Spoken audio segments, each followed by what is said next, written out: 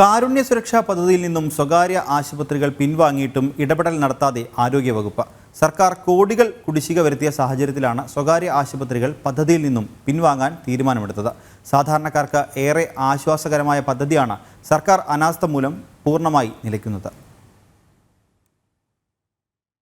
സംസ്ഥാനം കടുത്ത സാമ്പത്തിക പ്രതിസന്ധിയിൽ നട്ടം തിരിയുകയാണ്.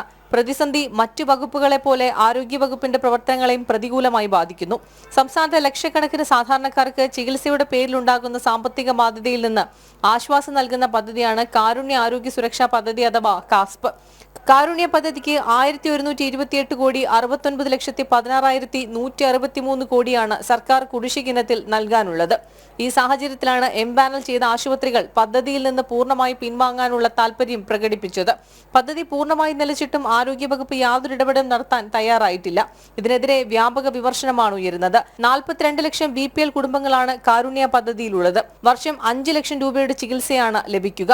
പദ്ധതിയിൽ ഇപ്പോൾ 346 സ്വകാര്യ ആശുപത്രികളാണുള്ളത്. പദ്ധതിക്കുള്ള കേന്ദ്രവിഹിതം കൃത്യമായി ലഭ്യമാക്കുന്നുണ്ടെന്ന് ആരോഗ്യമന്ത്രി തന്നെ നേരത്തെ വ്യക്തമാക്കിയിരുന്നു. ജനം, തിരുവനന്തപുരം.